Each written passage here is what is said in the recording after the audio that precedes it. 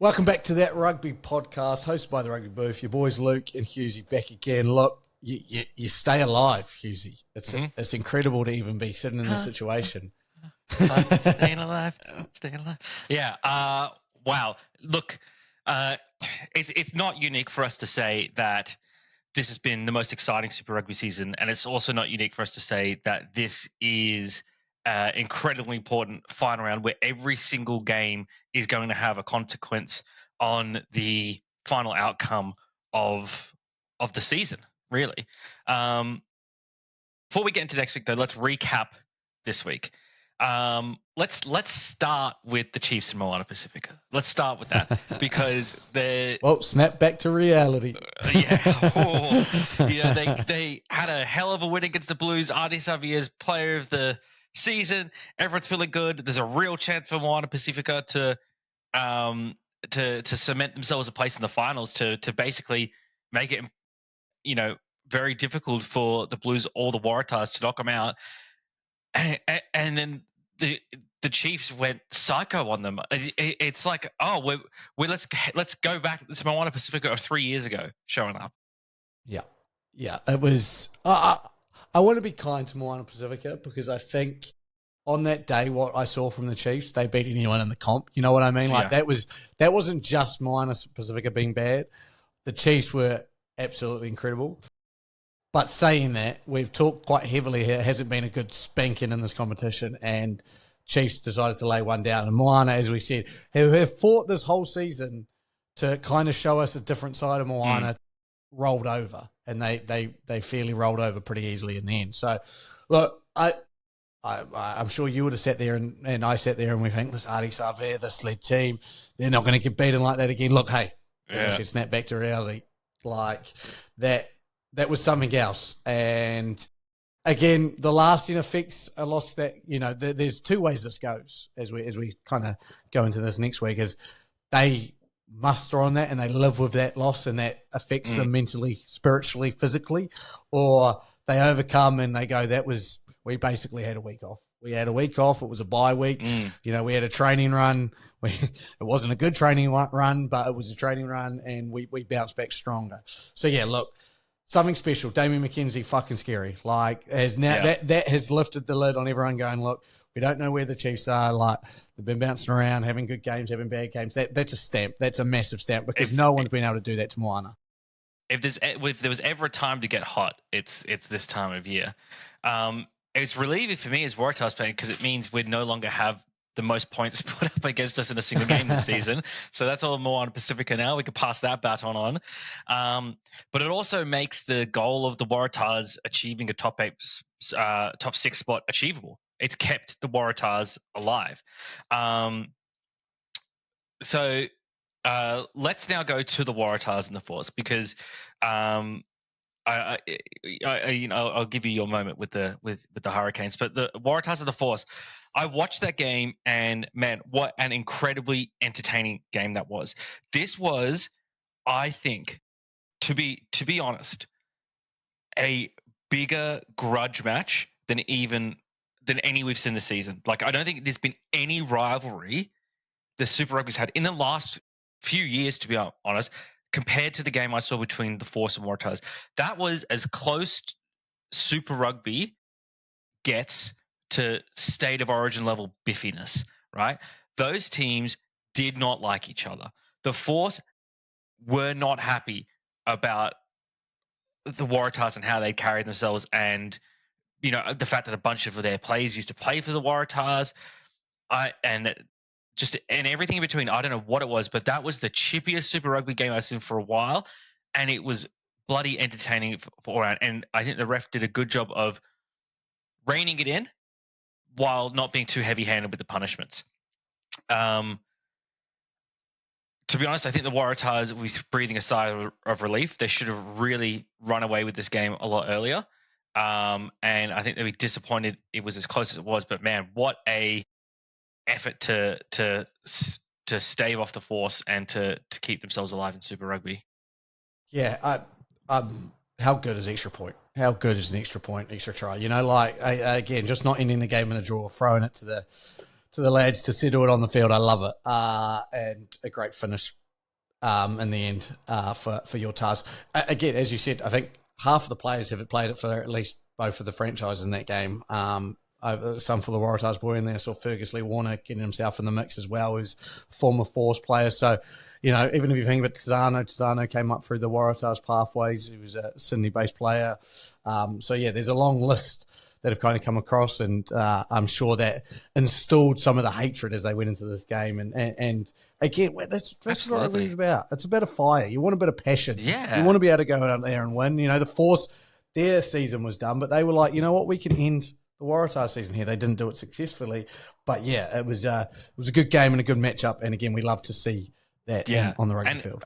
Look, especially for the Waratahs missing two of their best players in the backs in Jorgensen and, in fact, missing their entire starting back three because Kellaway was sick.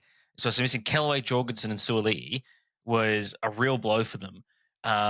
And you can see that it, even if the Tars get into the top six, it's not the same without those players. Look, Jorgensen, I'm hoping will be back this week. I haven't seen the team list. I don't even know if they're out yet. I'm hoping he's back because I'm pretty sure he played Shield.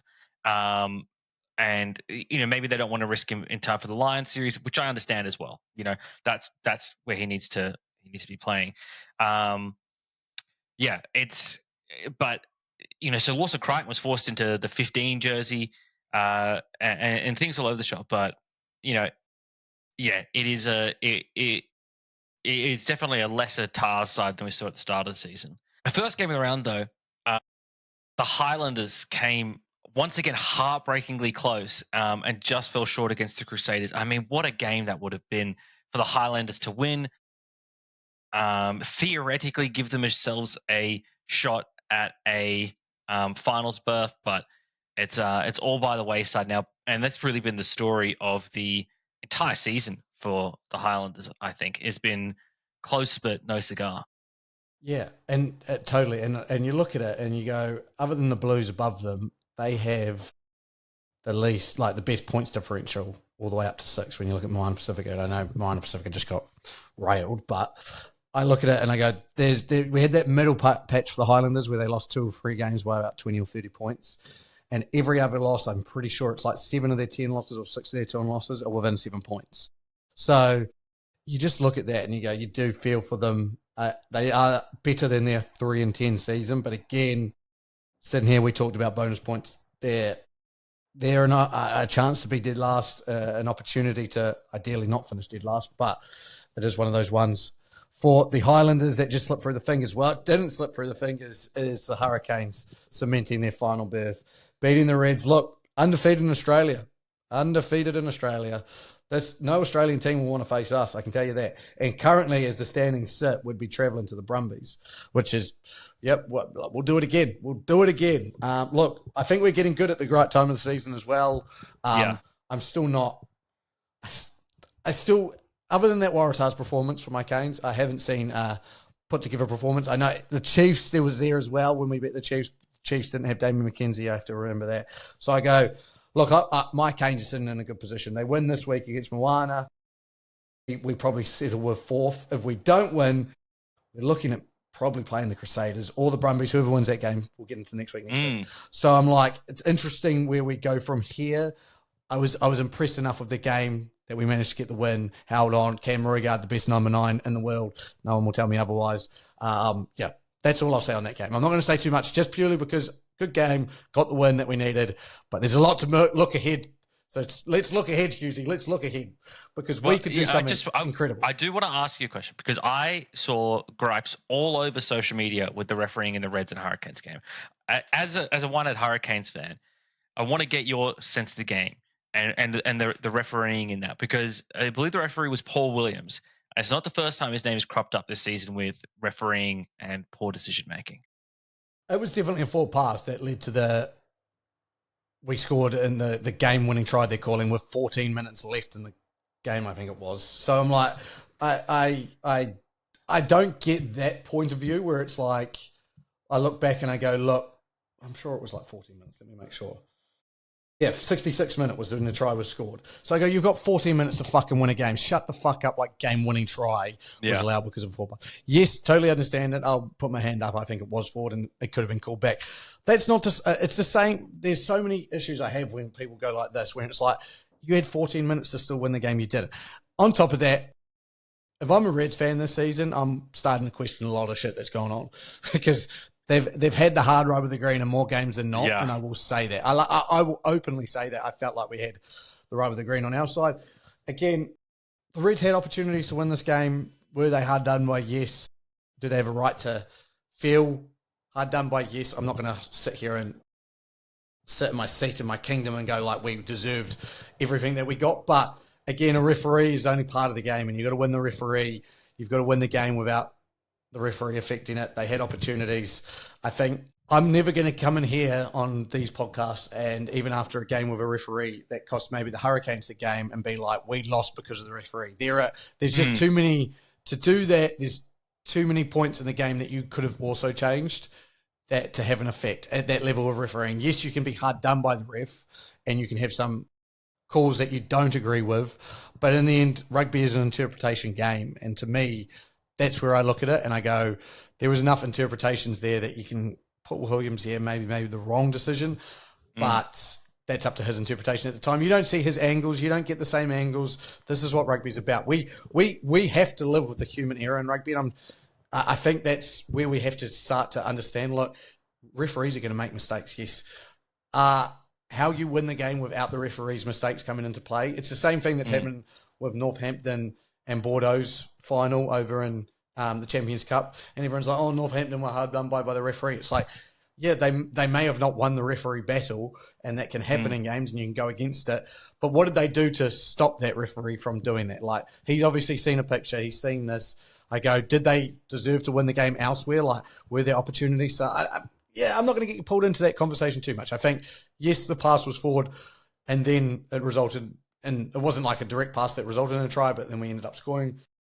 They had 14 minutes to win a game. Reds are better than that to think that they don't win a game within 14 minutes at home. So that's where I lie with it. But, yeah, Reds fans do have a reason I think they could point to enough time. But, again, it shows the quality of your incoming coach that not once have I really heard Les Kiss go too hard at the referees or like been a storyline that we lost because of the referees.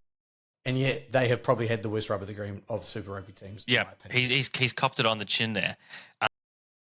Right, as you were alluding to before, this week we've got an incredible slate of games, and as I said before, every single game this week is consequential. All right, so no one better miss any of these games.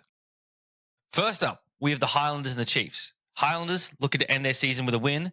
Chiefs looking to secure that 1 seed. If the Chiefs lose this game, the Crusaders or the winner of the Crusaders and Brumbies game almost certainly will take top spot. Bonus points may affect things there. But, it's a very, very big game for the Chiefs.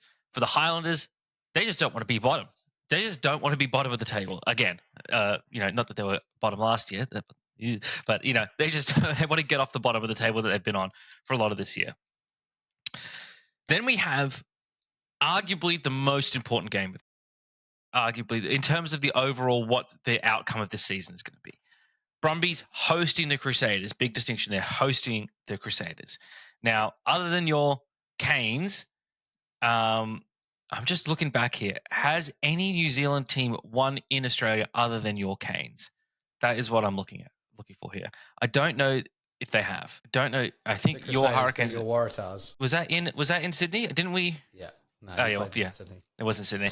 Okay. Well, other than that one game, so it's still a tough place to play for New Zealand teams. And at least the Brumbies don't have to be about, the streak's got to end of New Zealand teams not winning in Australia, blah, blah, blah. It's just a nice home game for them. Number 2 versus number 3.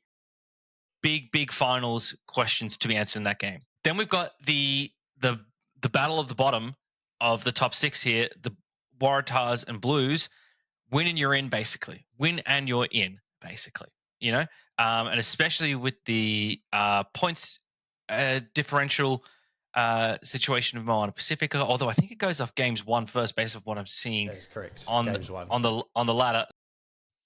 Yeah, look, if the next game, the very next game, if Moana Pacifica can upset your Hurricanes, then Moana Pacifica would get in. I don't think there's any way the Waratahs could leapfront Moana Pacifica, even Not if they win. Not if yeah, they not win. if Moana Moana Pacifica you're win. Yeah. So look, do us a solid, mate. Although, look, actually, wait to see what happens in the game first, and if we lose, then you need to lose as well, so we deny the Blues getting in. So just correct. Yeah, we'll play it off of whatever happens in your game. We'll leave it up to you. And then the last game of the round, the Reds versus the Drua. Again, the Drua trying not to be bottom of the ladder. Reds needing a win to potentially get up into that fourth spot. They're not in danger of. Well, they are potentially in danger of losing. No, because the Blues can't. Even if the Blues get a bonus point win, the Reds have one more game. So the Reds are in. Nothing on the line for them except for seeding, which is still important. Trying to get to that number 4 seed, a slightly more favorable matchup, because if the Crusaders beat the Brumbies, then they will be traveling. Then they'll be playing the Crusaders as things stand. But if the Brumbies, so we'll see how that goes. It also is dependent on them for. It's a domino fall. I've just realised that as well, because the Crusaders Brumbies game will decide who you're going to play if you finish 4th or 5th. Then you have your Blues Moana, your Blues Waratahs game, and then our game and the Reds game takes place. So from like a domino, Reds will fight it and know who they're playing, and where they sit, and if they're going to be able to jump anywhere. So will be interesting to see how they take on that match. Yeah, I think almost everyone will be praying for a Brumbies win, because it is a lot easier to go to Canberra and play than it is to go to Christchurch. Who have you got making your top 6? And like, if you had to pick now that you see all this, we can see how it all falls out. Where are your top 6 lies? Who is going to be the top 6? Chiefs. Heart says Brumbies. Head says Crusaders. I'm going to go Brumbies. Stick with Aussie. Chiefs, Brumbies, Crusaders, Hurricanes, Reds, and Blues. I don't think Moana Pacifica will. I know. It's tough. It's tough to say. But look. You know what? If the Waratahs go into Eden Park and beat the Blues in Eden Park, Bledisloe's coming home this year. If the Waratahs can do it, you have to believe the Wallabies can do it. So, yeah, look, it's going to be a big week, as it's been every single week this year. I mean, what a fantastic season. I can't believe we're already at the end of it, at the end of the regular season anyway. But, yeah, incredible slate of games this week, everyone with a consequence on how the finals is going to roll out. So, I have no issue with the Blues making it. Like, their season's been good enough for them to make it. Like, I know they are going to end up losing more games than they've won, but if they make the finals, the issue I have, it scares me more than anything. If they make the finals, they're a team that could win the whole thing. Like, if they just suddenly put on some performances, that team could win. Like, they make 6, they could beat the Chiefs. There's no doubt in my mind they could beat the Chiefs. Okay, so they beat the Chiefs. Who do they play next? Like the Crusaders or the Brumbies? Could they beat both those teams? Don't they play? Is it 1v6 the finals format? I thought 1v6. Yeah, and then it's 1v6, and then the semi-finals it's just whoever the highest seeds are. Yeah, and then whoever the highest losing seed is gets a pass. Yeah. So I guess that makes that 4 seed that much more valuable for the Hurricanes and Reds, as we've just been talking about it. Because if you lose to the Brumbies, or like we can lose first week and still win. But saying that, that's the issue. So like the Blues win, then the Chiefs are going to be the highest losing seed, so they get the pass. And then whatever happens from there, this is the issue I have. The Blues could theoretically just run the table, run the gauntlet, and do what none of us wanted, and then go, you know what, we were just playing all regular season, it's finals time, we'll fuck everything up. So that has me a little bit worried. What you're saying is that you are hoping the Waratahs win this week. I am. There's no doubt about it. For the lack of better judgment, I'm going across the border and I'm going, I'd rather an Aussie team get in than the Blues get in. Look, here's the issue. If the Blues get in, there's realistically 3 teams in the finals I'd hate to see win it. the Blues, the Crusaders, and the Brumbies. Those 3 teams win it, I'll be fucking disappointed in life. Like, that means gives me a 50-50 chance of someone that I actually want to win it. And that's saying something because I'm saying that I kind of want the Reds to win it. And I don't really want the Reds to win it.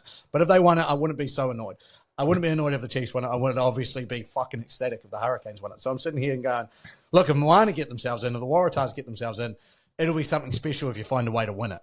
It'll be something incredible if you find a way to win it. So I'll give you credit there.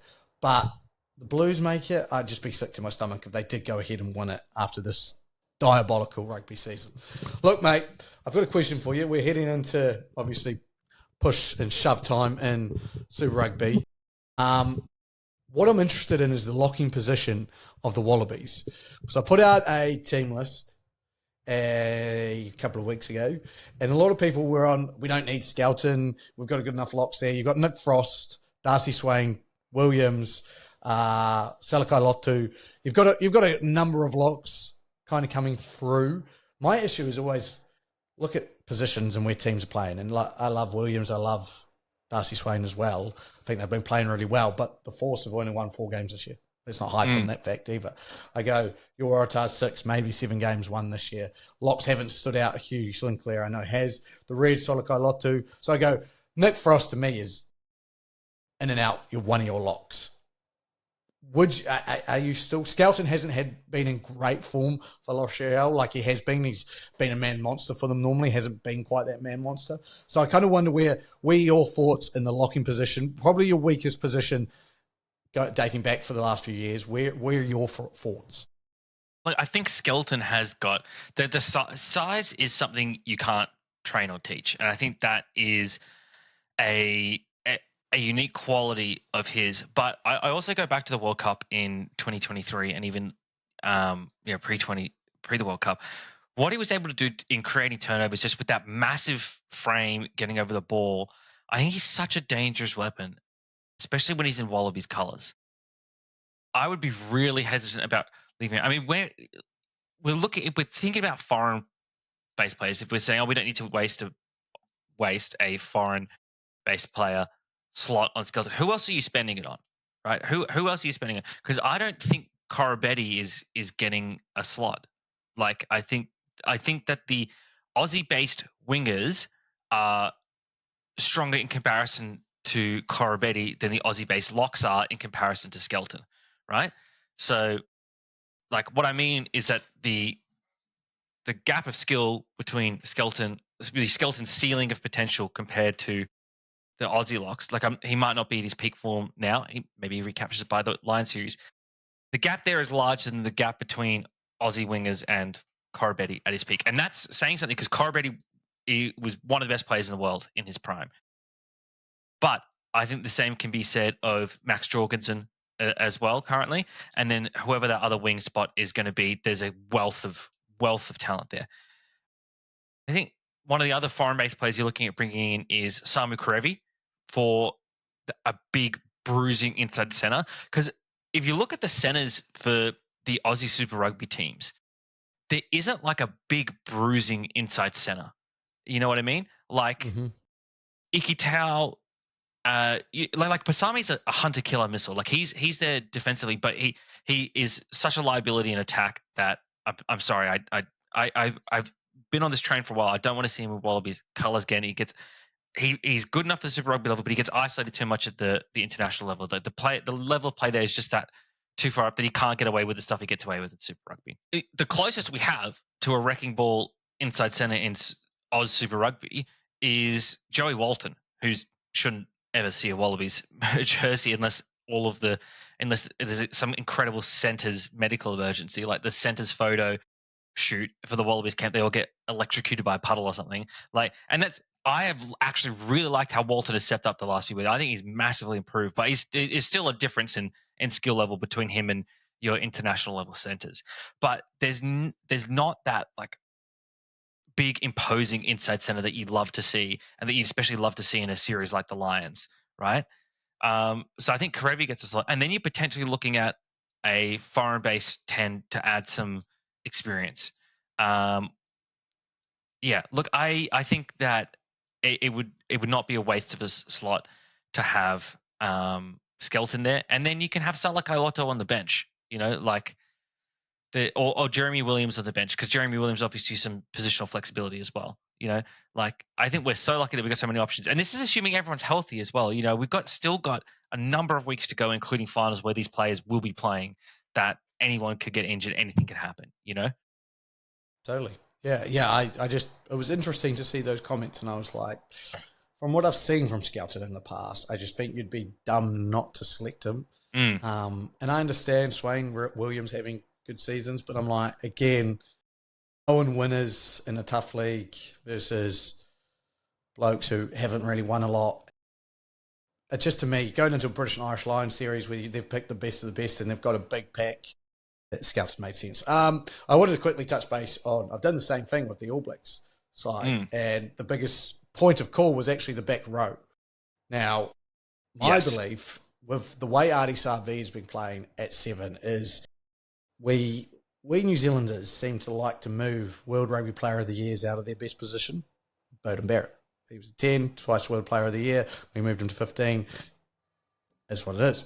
So we moved Ardie to 8 to accommodate Sam Cane. We have no Sam Cane anymore, which is totally fine. Again, maybe good for our team. So Ardie Savea goes back to 7. I go, Wallace Atiti is human wrecking ball, can play 8 or 6. I put him at 8. And then 6, I put Samipini Finau. And I'm not the biggest Finau fan as a rugby player. I think he's very, very good. He is tall. He's over 6'3", I think he is. So he gives us another line-out weapon. Now, what a lot of people wanted was Duplessis Kirifi at 7. I had him on the bench. And then Ardie at 8, Wallace Atiti at 6. Totally get that. That's a wrecking ball crew. That is probably our best rugby playing back row. Going to get some steals, going to carry hard. Good there. It just lacks the size. We haven't got a third line-out option. Ardie Savea becomes that third line-out option. He's just over 6 foot, I think. So I tend to think, again, on matchup ability, when we say it, we're talking about, again, what did you just say? That, you can't teach size. You just can't. It's there or it's not. You need some length when you're playing against the South Africans. They always have a tall number 6 because they've got Peter Steff, who's basically a lock. We've tried Scott Barrett in that position. Scott Barrett's a better lock than he is a 6. So I kind of go, you need Finau or a Shannon Frizzell or someone else who's going to come up and take that 6 lock who is tall enough. But I am interested in that growing, and I think we will see it at some point where it'll be a Kirifi, Ardie, Satiti back row, just purely because of the work that Kirifi and Ardie can do over the ball and the steals they can get. Like I'm banking that there's about 4 steals there a game, and with that ability, does it negate the issue we have at lock or having to have a smaller back rower? So I'm just interested again. On that point, everyone was going, oh, why didn't you do this? Again, Kirifi, I've played with him. I've been blessed to have him as my number 7. I should be selecting him first. And I was like, you know what? I'm going to put the heart, the belief aside, and I'm going to go with what I think is best for the All Blacks. And again, he's having one of the best years for the Hurricanes. The amount of work he is doing, he's inspirational. He's taken the Ardie role in. He needs to be an All Black. I just don't know where he fits in with Satiti, who's come back and playing the best rugby we've ever seen from him, and Ardie Savea playing the best rugby we've ever seen. So I don't know how it fits. The jigsaw is not fitting at the moment.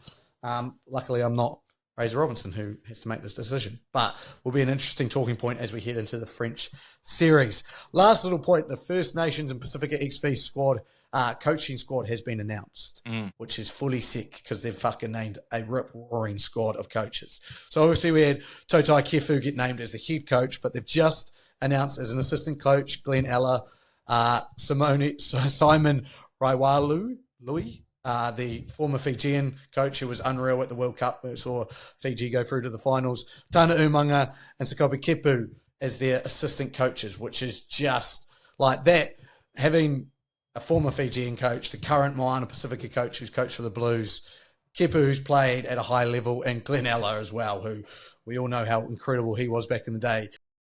That's just an outrageous coaching squad to take into a Lions series. And again, I love the fact that this is happening and that all of these games are happening. Like, my belief was this, everyone knows how big the Lions series is, and the fact that we kind of skipped one last time, no fault of South Africa, purely because of COVID and how that happened, no fans being allowed, it tainted what we saw.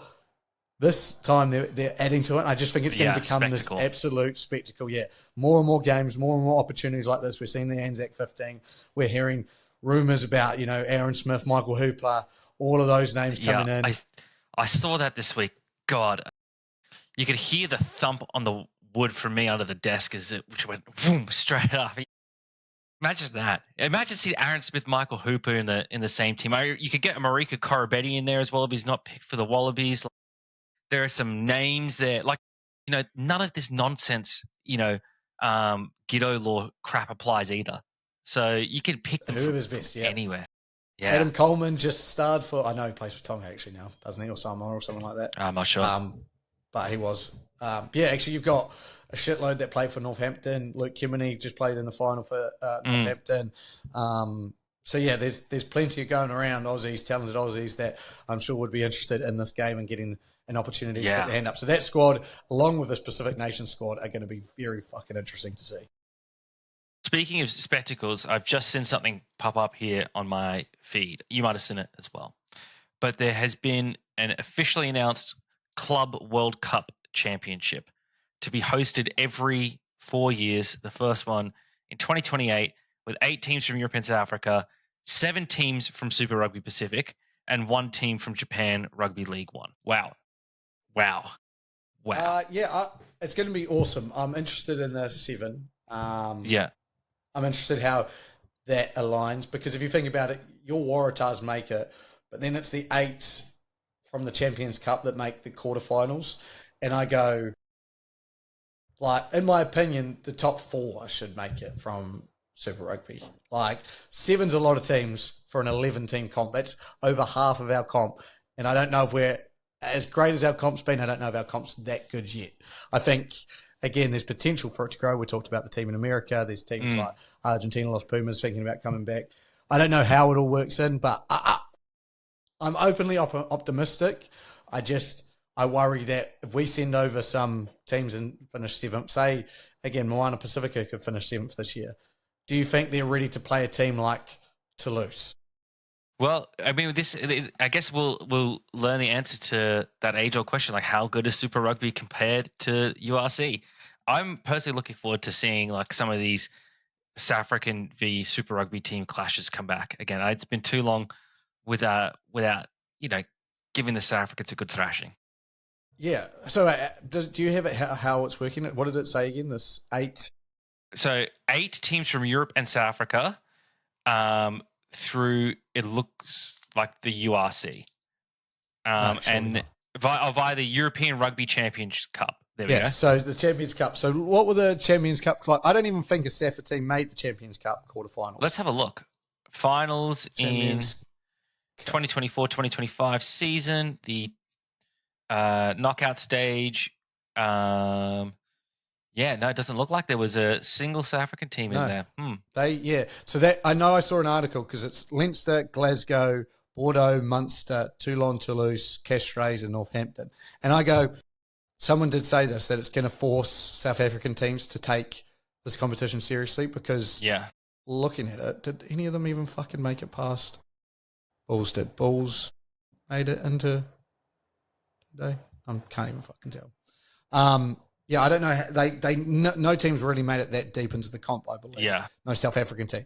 And again, they are hampered by the travel, and I totally get that. But this is the decision they made was to, I know we pushed them out, but we're going to say it's their decision. They're so isolated. Whatever competition they play, they're going to have to travel. They just need to get over it, to be honest. You need to get over it. But the issue they run into is they'll have a game in France, then URC is not going to prioritise South African rugby over it. Whereas, again, if they were in Super Rugby, just another thing, I'm saying, this would make a lot more sense because if you had the top games in Western Australia, which is closer than fucking Northern Europe. Exactly. So, hey, it'll be interesting to see how it funnels in and how if we may not see a South African team. That's the issue I have is I want to see what you've just talked about. I want to see Moana Pacifica versus this is the issue I'm running into. I think there's better teams. We're talking about out of 11 teams, 7 teams getting a spot. And we're talking about out of how many are 18 in the URC, 10 or 12 in the Premiership, and then 14 in the top 14. We're talking about 8 spots for like 36 teams when we think about it. And I'm like, 7 spots for 11 teams, 8 spots for 36. Doesn't make a lot of fucking sense, but hey. Yeah. Well, look, between now and then, Super Rugby could expand. I'm not saying it's going to expand to 36 teams, but we'll see what the geniuses in the Super Rugby have got cooking up. Yeah, I don't know how they've negotiated that, but that needs to go down in history if they've managed to get that deal to get 7 of their teams over there. Like that is phenomenal. Even though it would have taken 6 and the 2 finalists from Japan would have made a shitload of sense. But yeah. That was my thing is like, why has Japan only got the 1 team? Like, surely we want a bit more of that market share, like that broadcast market share. Get 2, take 6. We'll take anyone who makes the finals in ours. You can go. Everyone else. That makes the finals all that more important. Exactly. In Super Rugby. So we'll see. Again, wait and see game. I'm very interested in how it's going to happen. Yeah, it's great that we're innovating. We're coming up with these. Mm-hmm. I'm fascinated to see what happens. But for now, we are 1 week away, a decisive week. The week that makes boys into men into finalists, us into season 1 or season done. Look, it's a big week for you. Less of a big week for me because we've already made the finals, but we would like to go into the finals with winning ways. But we will keep you all up to date as we roll around this time next week, keeping on top of everything that's happened and run into the Super Rugby finals. For now, thank you for joining us. I've been Luke. That's been Husey. We'll see you later. Goodbye. Peace.